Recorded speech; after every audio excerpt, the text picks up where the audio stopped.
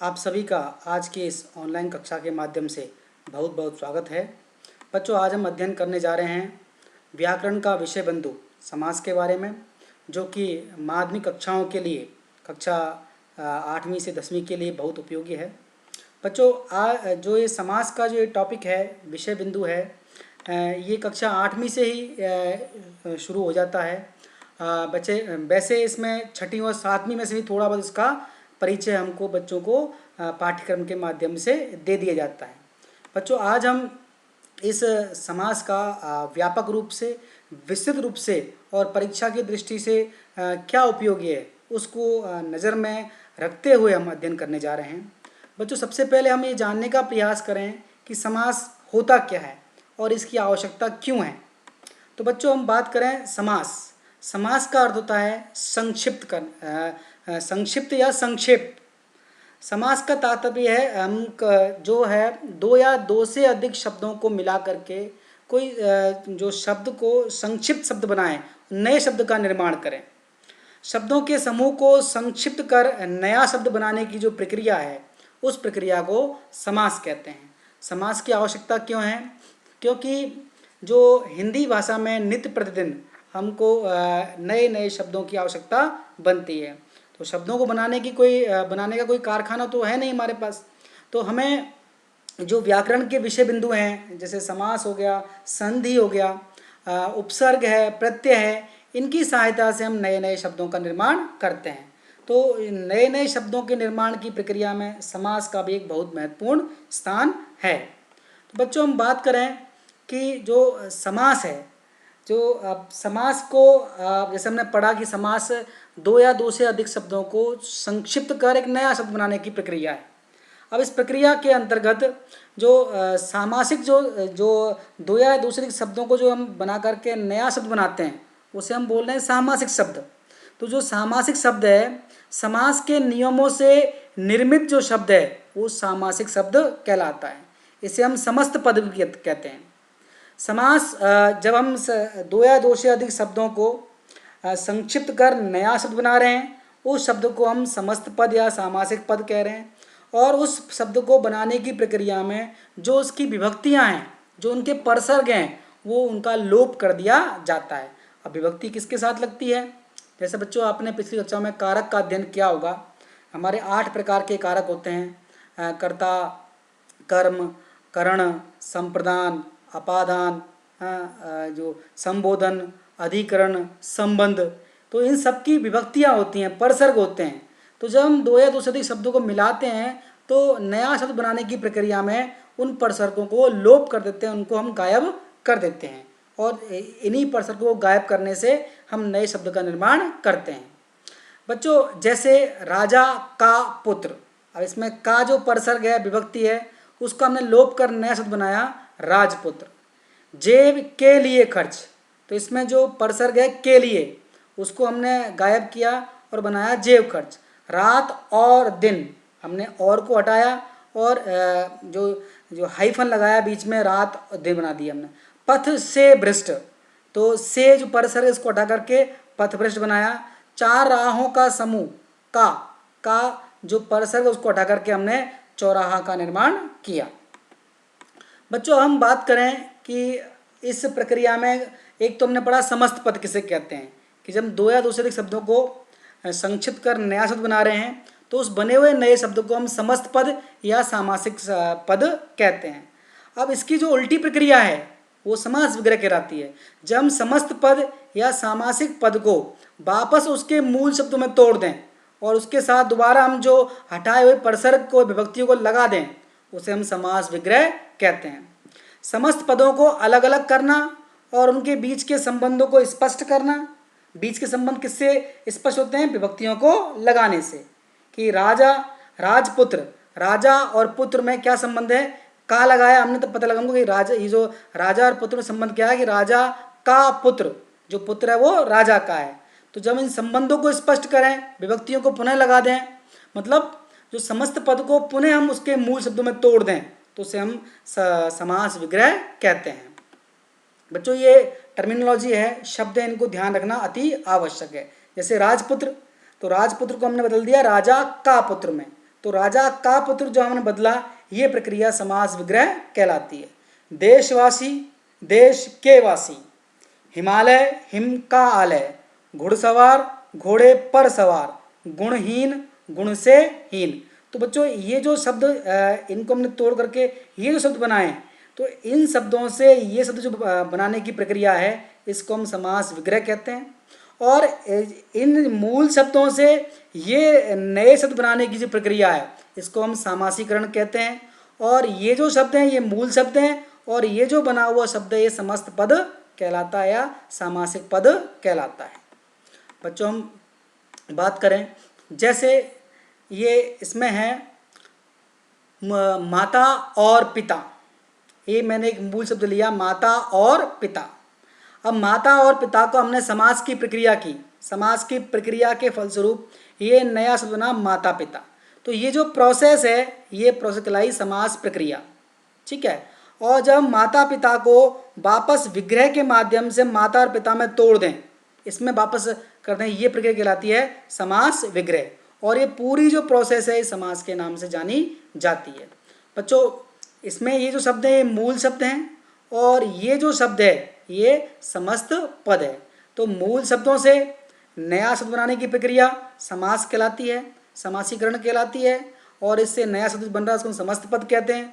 और समस्त पदों को मूल शब्दों में वापस तोड़ना, उनके बीच लगे हुए विभक्तियों को लगाना, उनके संबंध को स्पष्ट करना समास विग्रह कहलाता है। और ये जो शब्द बने हुए मूल शब्द कहलाते हैं। बच्चों हम बात करें अब समास के जो पद हैं, कि आपने कहते दो या दो से अधिक शब्दों को तो मिला करके नया शब्द बना रहे हैं हम। तो नया शब्द जो बन रहा है समस्त पद, उस समस्त पद में कितने पद होते हैं? समस्त पद में हम दो पद होते हैं। और उन दो पदों को हम पहले वाले फर्स्ट वाले पद को हम पहला पद या पूर्व पद के नाम से जानते हैं, और दूसरे वाले पद को उत्तर पद के नाम से जानते हैं। दो पद हुए पूर्व पद और उत्तर पद, ठीक है बच्चों। जैसे गंगा जल, इसमें दो शब्द हैं गंगा और जल। तो गंगा जो शब्द है ये पूर्व पद है, ये पूर्व पद है, और जल जो पद है ये उत्तर पद है। तो बच्चों हमको हम समास के जब ये प्रक्रिया पढ़ें, समास का विषय बिंदु पढ़ें, तो हमें ये शब्द जो हैं समस्त पद, समास विग्रह, समासीकरण, सामासिक शब्द या फिर पूर्व पद, उत्तर पद, इनका हमको ज्ञान होना अति आवश्यक है। बच्चों हम बात करें कि जो समास और संधि में क्या अंतर होता है। संधि हमने माध्यमिक कक्षा में पहले पढ़ी हुई है, 8वीं कक्षा में पढ़ी हुई है हमने। तो संधि और समास में अंतर क्या है? दोनों के माध्यम से हम नया शब्द बना रहे हैं। तो अर्थ की दृष्टि से यद्यपि दोनों शब्द समान हैं, अर्थात दोनों का अर्थ मेल ही है, मेल करना, संक्षिप्तीकरण करना। दोनों में कुछ भिन्नता है। क्या भिन्नता है? कि संधि जो है वर्णों का मेल है, वर्ण में स्वर हो गए, व्यंजन हो गए या फिर विसर्ग, इनका मेल है। जबकि जो समास में शब्दों का मेल हो रहा है। जो बहुत बड़ा बेसिक अंतर है, संधि में लेटर्स का, जो अल्फ़ाबेट्स का मेल होता है, और जबकि समास में वर्ड्स का मेल हो रहा है, शब्दों का मेल होता है। दूसरी बात है, संधि में वर्णों के योग से वर्ण परिवर्तन भी होते हैं। कोई जो जब मिलते हैं शब्द तो वर्णों के रूप में परिवर्तन भी हो जाता है, जबकि समास में ऐसा नहीं होता। समास में सिर्फ शब्दों का मिलन होता है, परिवर्तन बहुत अधिक परिवर्तन नहीं होता। समास में बहुत से पदों के बीच कारक चिन्हों अथवा समुच्चय बोधक जो लगे होते हैं, जैसे और लगा था माता और पिता में, तो और है वो समुच्चय बोधक है, तो और जो है उसका लोप हो गया। इसी प्रकार राजा का पुत्र, जो का लगा हुआ है वो विभक्ति है, उसका लोप हो गया। तो जब समास की प्रक्रिया होती है तो समुच्चय बोधक और विभक्तियों का लोप हो जाता है। लेकिन जो संधि में इस प्रकार का कोई लोप नहीं होता। हाँ, वर्णों में विकार उत्पन्न हो जाता है, परिवर्तन हो जाता है। जैसे विद्या प्लस आलय, अगर उनको ऐसे लिखें तो है ये संधि हो गई, आ और आ मिलकर के आ बन गया। ये जो है दीर्घ संधि का उदाहरण हो गया, स्वर संधि में दीर्घ संधि। इसके बाद है अगर हम विद्या के लिए आलय लिखें तो ये समास की प्रक्रिया कहलाएगी। इसी प्रकार परम प्लस ईश्वर, तो यहाँ परम प्लस ईश्वर जो है, यहाँ पे जो स्वर है वो अ है और यहाँ पे ई है, तो अ और ई मिलकर के नया शब्द बनाया हमने परमेश्वर है, तो यहाँ पे ए हो गया। तो ये गुण संधि का उदाहरण हो गया। तो यहाँ अ और ई दोनों में विकार हुआ और ए का निर्माण हो गया, ठीक है, ये प्रक्रिया है, संधि की प्रक्रिया है। लेकिन अगर इसको समास है, समास में बोले परम है जो ईश्वर, परमेश्वर का समास हो गया, परम है जो ईश्वर, जो कर्मधारय समास का ये उदाहरण हो गया। तो जो संधि समास में बेसिक अंतर यही है कि समास में शब्दों का मेल होता है और संधि में वर्णों का मेल होता है। अब बच्चों हम पढ़ने का प्रयास करें कि समास के भेद कितने हैं, जो हमारे पाठ्यक्रम में अधिकतर काम आते हैं, उपयोगी साबित होते हैं, तो उनके भेद कितने हैं।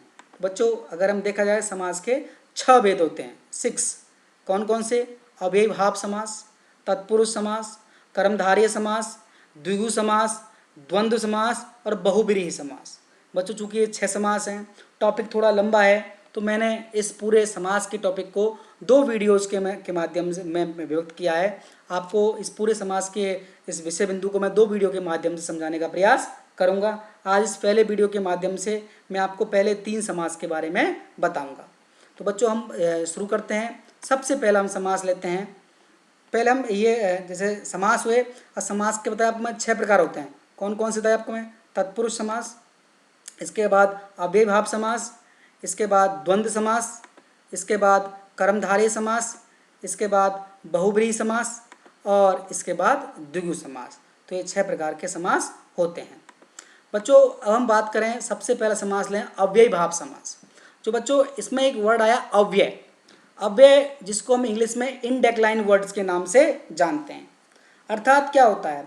अव्यय कहते हैं, अव्यय वे शब्द कहलाते हैं जिन पर लिंग वचन का कोई प्रभाव नहीं पड़ता है।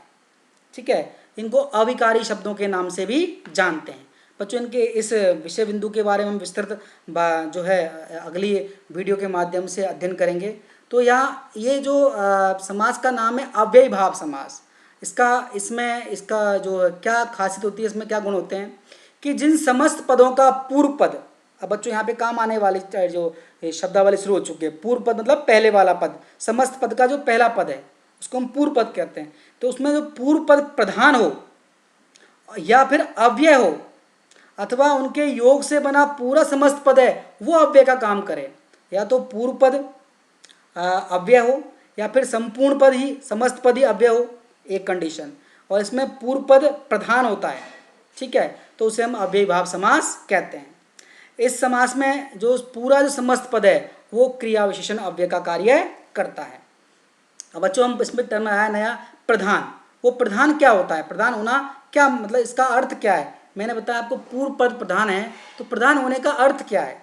प्रधान होने का बच्चों जो अर्थ है वो होता है कि जो क्रिया की जो लिंग और वचन है वो उस प्रधान पद के अनुरूप होगा। प्रधान पद की प्रधानता, पद की प्रमुखता का मतलब क्या है कि क्रिया के साथ संबंध में प्रमुखता है उस पद की। अर्थात कोई पद प्रधान होने पर क्रिया का लिंग और वचन उसी पद के अनुरूप होगा।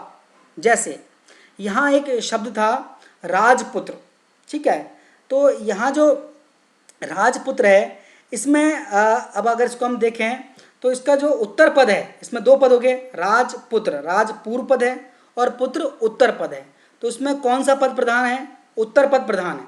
ठीक है, इसका हम जो थोड़ा सा विश्लेषण करते हैं कि राजपुत्र आया था, तो जब जो उत्तर पद प्रधान है तो यहाँ पुत्र के कारण यहाँ जो क्रिया है वो आया था, पुल्लिंग, क्योंकि पुत्र पुल्लिंग है, एक वचन है। ठीक है, अगर हमने इस पुत्र को चेंज किया, पुत्री कर दी, तो क्रिया भी इसके अनुसार बदल गई। राज यहाँ भी सेम रहा, राज यहाँ भी सेम रहा। तो यहाँ ये जो उत्तर पद प्रधान है, तो प्रधान का मतलब क्या है कि ये जो क्रिया का लिंग और वचन है वो इस प्रधानता के कारण इस पद के अनुसार ही चलेगा। ये लीडर बन जाएगा, ये मेन है, ये जिसको बोलते हैं जिसकी लाठी उसकी भैंस। तो यहाँ ये जो इस पद के पास लाठी है और अब ये जो इसके पास लाठी है, तो क्रिया का निर्धारण ये अपने अनुसार करेगा। तो यहाँ इसको हम बोलते हैं पद की प्रधानता। तो हम बात करें अव्ययीभाव समास में, तो अभी इस पिछले एग्जाम्पल में जो उत्तर पद प्रधान था इसलिए उसके अनुसार क्रिया का परिवर्तन हुआ। अब हम बात करें अव्ययीभाव समास में, अव्ययीभाव समास में कौन सा पद प्रधान होता है? पूर्व पद प्रधान होता है। अब देखें बच्चों इसकी बात हम कि जैसे उदाहरण देखें हम समस्त, इसमें मैंने 6 जो एग्जाम्पल लिए, 5 एग्जाम्पल। पहला जो है ये समस्त पद है, इसके बाद पूर्व पद कौन सा है, उत्तर पद कौन सा है, और इसका समास विग्रह कैसे करें। बच्चों बहुत मोस्ट इम्पोर्टेंट बात है कि किसी भी समास का निर्धारण सिर्फ और सिर्फ उसके विग्रह के आधार पर ही होता है। तो समास विग्रह अति आवश्यक है जानना समास की प्रक्रिया को समझने के लिए। तो पहला शब्द लिया इसमें यथाशक्ति। तो यहाँ पूर्व पद कौन सा है, यथा, और शक्ति कौन सा है, उत्तर पद, और इसका विग्रह है शक्ति के अनुसार। अब यथा शब्द से और भी शब्द बनते हैं, जैसे यथामति, यथा सामर्थ्य, ठीक है। तो सबका विग्रह जो यथा लग गया मतलब के अनुसार, शक्ति यथा शक्ति, शक्ति के अनुसार, यथा मति, मति के अनुसार, यथा सामर्थ्य, सामर्थ्य के अनुसार। इसी प्रकार प्रतिदिन शब्द है, इसमें प्रति पूर्व पद है, दिन उत्तर पद है, इसका विग्रह हुआ प्रत्येक दिन। तो अब प्रति किसके साथ, अब दिन के साथ लगा तो प्रत्येक दिन हो गया। प्रतिवर्ष, प्रत्येक वर्ष, ठीक है। प्रतिपल, प्रत्येक पल, ठीक है। प्रति माह, प्रत्येक माह, ठीक है। तो इसके साथ जैसे आप अब विग्रह के लिए आप समझने का प्रयास करें कि यथा लगने से उसका विग्रह क्या हो रहा है और प्रति लगने से क्या हो रहा है। भर पेट, पूर्व पद है भर और उत्तर पद है पेट, तो इसका हो गया पेट भरकर। अब यहाँ पे भर जो है और के साथ भी हम लगा सकते हैं, ठीक है। अगला है रातों रात, तो इसमें रातों पूर्व पद है और रात उत्तर पद है, इसका विग्रह हुआ रात ही रात में। इसी प्रकार होता है बातों बात, बात ही बात में। हाथों हाथ, हाथ ही हाथ में, ठीक है। आ जन्म, आ लग गया तो आ पूर्व पद है और जन्म उत्तर पद है, और इसका विग्रह हुआ जन्म भर या जन्म तक। अब दूसरा देखें, जन्म के साथ लगा जो जन्म भर हो गया। आजीवन, जीवन भर। आमरण, मरने तक। तो यहाँ इसका विग्रह करेंगे तो या तो तक लगेगा या भर लगेगा, ठीक है बच्चों। तो ये विग्रह इसका जो देखना बहुत आवश्यक है। अब बच्चों हम बात करें इसके ट्रिक के बारे में कि हम कैसे पहचानें कि इस समस्त पद का जो पद में अव्ययीभाव समास ही है। हम देखते से ही पहचानने का प्रयास करें कि इसमें समास जो अव्ययीभाव समास ही होगा। कि जब किसी समस्त पद में पूर्व पद जो है, पहले वाला पद, या तो कोई उपसर्ग है, उपसर्ग जानते हो जो शब्दांश किसी शब्द के पहले लगते हैं और उसके अर्थ में परिवर्तन करके नया शब्द बनाते हैं, उन्हें हम शब्द उपसर्ग कहते हैं, जिसको हम इंग्लिश में प्रीफिक्स बोलते हैं। तो ये अगर किसी समस्त पद में पूर्व पद है वो प्रीफिक्स है, उपसर्ग है, जैसे यथा, प्रति, हर, भर, अनु, निर, आ, ऐसे शब्द हों उपसर्ग। या फिर शब्दों की पुनरावृत्ति हो, एक ही शब्द रिपीट हो, जैसे रोज रोज, कल कल, मर मर, ठीक है। या फिर इस प्रकार के शब्द जैसे दिनों दिन, बातों बात, लातों लात, हाथों हाथ, तो उसमें निश्चित रूप से अव्ययीभाव समास ही होता है। याद रखने वाली ट्रिक है कि अगर उपसर्ग है या फिर रिपीटेड शब्द हैं या फिर इस प्रकार के शब्द हैं, रातों रात, बातों बात, लातों लात, हाथों हाथ, तो वहाँ अव्ययीभाव समास ही होता है। बच्चों याद करने वाली ये ट्रिक है। अब इसके हम कुछ और एग्जाम्पल देखें, जैसे अभूतपूर्व, यहाँ पे उपसर्ग है अभूत, मतलब जो पहले ना हुआ हो, इसका विग्रह है अभूत पूर्व पद है और पूर्व उत्तर पद है। निर्भय, इसमें उपसर्ग है निर और पूर्व पद है निर और भय उत्तर पद है, मतलब बिना भय के। निर्विवाद, निर प्लस विवाद, ये हो गया बिना विवाद के। निर्विकार, बिना विकार के, निर प्लस विकार। प्रतिपल, हर पल, प्रत्येक पल। अनुकूल, अनुपसर्ग लग गया मतलब अनुसार, तो मन के अनुकूल हो गया मन के अनुसार। इसके बाद है अनुरूप, मतलब रूप के अनुसार, ठीक है। यथा समय, यथा आ गया मतलब के अनुसार आएगा, समय के अनुसार। यथाक्रम, क्रम के अनुसार। यथा शीघ्र, शीघ्रता से। अकारण या बिना कारण के, आ लग गया मतलब विदाउट, बिना। बच्चों हम बात करें अब समास नंबर 2, तत्पुरुष समास के। तत्पुरुष समास में क्या होता है कि जो तत्पुरुष समास में जो उत्तर पद है अर्थात जो दूसरा वाला पद है वो प्रधान है। अव्ययीभाव समास में प्रथम पद पूर्व पद प्रधान था या उत्तर पद प्रधान है, तथा समस्त पद बनाते समय विभक्ति चिन्ह का है लोप हो जाता है, गायब कर दिए जाते हैं। अब बच्चों चूँकि हम जानते हैं कि विभक्ति कारकों की होती है, जैसे आपको होता है 8 प्रकार के कारक होते हैं, किंतु इस समास में 6 प्रकार के कारकों का ही प्रयोग होता है। कर्ता कारक और संबोधन कारक का प्रयोग इसमें नहीं होता है। अर्थात इनकी विभक्तियों का लोप ये इनकी विभक्तियों का प्रयोग इसमें नहीं किया जाता है।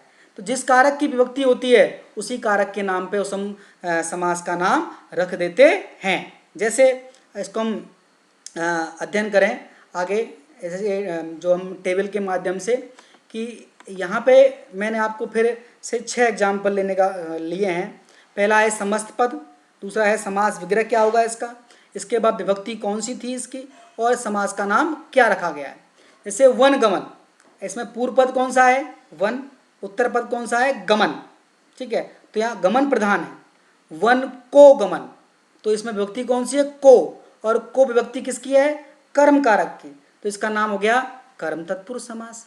समास तत्पुरुष है, लेकिन कौन सा तत्पुरुष है, क्योंकि कर्म तत्पुरुष। अब कर्म तत्पुरुष क्यों है, क्योंकि विभक्ति किसकी का लोप हुआ है, कर्म का। अकाल पीड़ित, पूर्व पद अकाल, पीड़ित उत्तर पद, विग्रह हो गया अकाल से पीड़ित।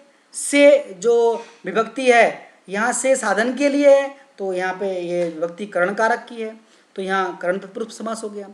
पुस्तकालय, पुस्तकों के लिए आलय, लाइब्रेरी, तो यहाँ पूर्व पद पुस्तक है और उत्तर पद आलय है, तो यहाँ जो विभक्ति है के लिए है, के लिए विभक्ति होती है संप्रदान तत्पुरुष की, तो यहाँ हो गया संप्रदान तत्पुरुष समास। इसके बाद पथ भ्रष्ट, तो पथ पूर्व पद है, भ्रष्ट उत्तर पद है, पथ से भ्रष्ट, से हो गया, तो से यहाँ अलगाव के लिए आया है, अलग होने के लिए आया है, पथ से अलग होने के लिए आया है, तो यहाँ अपादान जो अपादान कारक की है, तो अपादान तत्पुरुष समास हो गया। घुड़ दौड़, घोड़ों की दौड़, घुड़ मीन्स घोड़ा, दौड़, तो यहाँ तो की जो विभक्ति है संबंध की है, संबंध कारक की, तो संबंध तत्पुरुष समास हो गया। गृह प्रवेश, गृह में प्रवेश, तो में जो विभक्ति है वो अधिकरण कारक की है, तो ये अधिकरण तत्पुरुष समास हो गया। तो जिसकी विभक्ति होती है उसी के नाम पर इस समास का नाम रख दिया जाता है। बच्चों अगर आपको ये जो कारक याद नहीं रहे, अगर आपको विभक्ति आपको दिख रही है, तो वो आप कम से कम इतना लिखने का प्रयास करें कि ये तत्पुरुष समास ही है। बच्चों जैसे मैंने आपको एग्जाम्पल दिखाया, अकाल पीड़ित, अकाल से पीड़ित, ठीक है। घुड़दौड़, घोड़ों की दौड़। पुस्तकालय, पुस्तकों का घर है, पुस्तकों के लिए घर। गृह प्रवेश, घर में प्रवेश, ठीक है बच्चों। अब हम आगे अध्ययन करते हैं जो इसकी ट्रिक क्या है। ट्रिक इतनी है कि हमें ये देखना है कि विभक्ति इसके अंदर है या नहीं। जब किसी समस्त पद में किसी कारक की विभक्ति का लोप होता है और समास जब हम विग्रह करते हैं, उसे मूल शब्दों में तोड़ते हैं, तो वो प्रकट हो जाती हैं, तो उसे हम तत्पुरुष समास कहते हैं। याद रखने वाली बात है कि इसमें कारक की विभक्ति छुपी होती है। और एग्जाम्पल देखें इसके, जैसे कठ फोड़वा, काठ को फोड़ने वाला, को कर्म तत्पुरुष समास। माखन चोर, माखन को चुराने वाला, फिर वापस को आ गया, कर्म तत्पुरुष है। रेखांकित, रेखा से अंकित, साधन के लिए है, ठीक है, तो कर्म तत्पुरुष समास हो गया। सुरचित, सूर के द्वारा, के द्वारा, के द्वारा, फिर कर्ण जो तत्पुरुष समास का उदाहरण है। युद्ध भूमि, युद्ध के लिए भूमि, के लिए संप्रदान तत्पुरुष का समास हो गया। इसके बाद है नेत्रहीन, नेत्र से हीन, अलगाव की बात है, अपादान तत्पुरुष समास हो गया। देश निकाला, देश से निकाला, देश से अलग कर दिया गया, अपादान तत्पुरुष समास है। सेनापति, सेना का पति, संबंध कारक की है, तो संबंध तत्पुरुष समास हो गया। कन्यादान, कन्या का दान, संबंध तत्पुरुष समास। आप बीती, आप पर बीती, अधिकरण तत्पुरुष समास। लोकप्रिय, लोक में प्रिय, वापस ये अधिकरण तत्पुरुष समास हो गया बच्चों। अब इसके बाद देखें बच्चों, आज के वीडियो का अंतिम समास द्वंद्व समास। बच्चों द्वंद्व का जो शाब्दिक अर्थ होता है वो होता है विरोध होना, लड़ाई होना। मतलब जब दो व्यक्तियों के बीच में जो विरोधी विचारधारा हो, उनमें मनमुटाव हो या फिर लड़ाई की भावना हो, तो उसे हम द्वंद्व कहते हैं। तो बच्चों इसमें क्या होता है कि इसमें इस समास में दोनों पद प्रधान होते हैं, पूर्व पद और उत्तर पद। अब दोनों पद प्रधान हैं, दोनों के हाथ में अगर देखा जाए मोटे तौर पर कि जिसकी लाठी उसकी भैंस, लेकिन यहाँ जो लाठी है दोनों के हाथ में है, तो दोनों पद प्रधान हैं, एक बात। दूसरी बात, इस समास के समस्त पद के दोनों पदों के बीच में हाइफन लगा होता है, योजक चिन्ह लगा होता है, जिसको हम डैश या हाइफन बोलते हैं।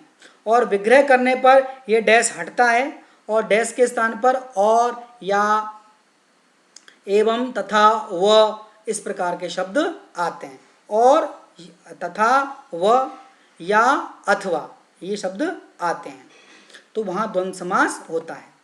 बच्चों इसके एग्जाम्पल देखने का प्रयास करें हम, कि जैसे समस्त पद हमारा माता डैश पिता, पूर्व पद माता, उत्तर पद पिता, समास का विग्रह हमने डैश हटाया और क्या लगाया, और, माता और पिता। रात दिन, रात पूर्व पद, दिन उत्तर पद, रात और दिन। अपना पराया, अपना पूर्व पद, पराया उत्तर पद, अपना अथवा पराया, हमने डैश के स्थान पर अथवा लगाया।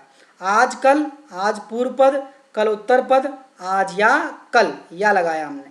खट्टा मीठा, खट्टा पूर्व पद, मीठा उत्तर पद, और इसके योजक के स्थान पर हमने क्या लगाया, ये और लगाया, तो ये हो गया खट्टा और मीठा। जैसे जो माता पिता है, माता और पिता। दिन रात है, दिन या रात, या दिन और रात, ये रात का दृश्य है, ये दिन का दृश्य है। अन्न जल, अन्न है और जल है। तो द्वंद्व समास में जैसे आपको पिक्चर दिख रहा है कि दोनों एक दूसरे के विपरीत या विरोधी विचारधारा के ये प्रतीक वाली बात होती है।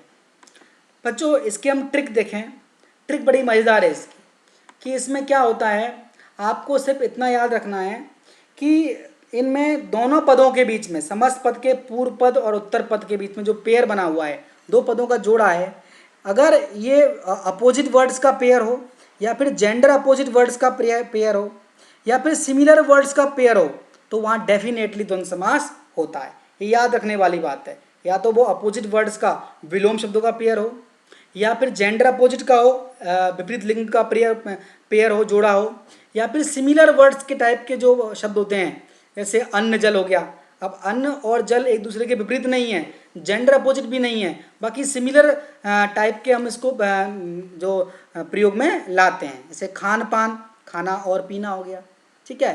तो जब ऐसे शब्द हों, अपोजिट, जेंडर अपोजिट, या फिर सिमिलर वर्ड्स टाइप के पेयर हों, तो वहाँ डेफिनेटली निश्चित रूप से द्वंद्व समास होता है।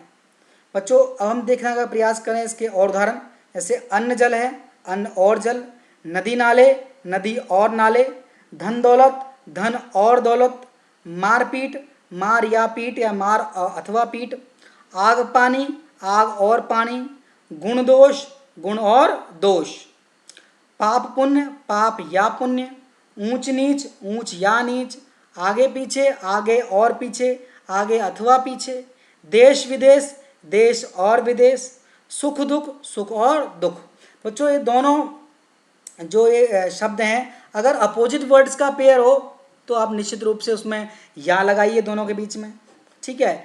अगर जेंडर का हो तो उसमें और या में से कोई एक लगा दीजिए, और सिमिलर का हो तो ज़्यादातर आप और ही लगाइए। बच्चों उम्मीद है इस वीडियो के माध्यम से जो आपको मैंने समास के बारे में, समास के विभिन्न समास प्रक्रिया में काम आने वाले विभिन्न शब्दावली के बारे में, शब्दों की प्रधानता के बारे में, ठीक है, और जो 3 जो समास मैंने स्टार्टिंग के लिए हैं वो आप उनके बारे में जो आपको समझाने का प्रयास किया है वो आपको निश्चित रूप से समझ में आया होगा। ये जानकारी इस वीडियो के माध्यम जो मैंने आपको उपलब्ध कराई है वो आपको निश्चित रूप से उपयोगी साबित होगी। बच्चों इस वीडियो को देखने के लिए आपका बहुत बहुत आभार। बच्चों अगले वीडियो के माध्यम से हम जो बचे हुए 3 समास हैं और इसके अभ्यास प्रश्न हैं उनके बारे में अध्ययन करेंगे। एक बार पुनः आपका बहुत बहुत धन्यवाद।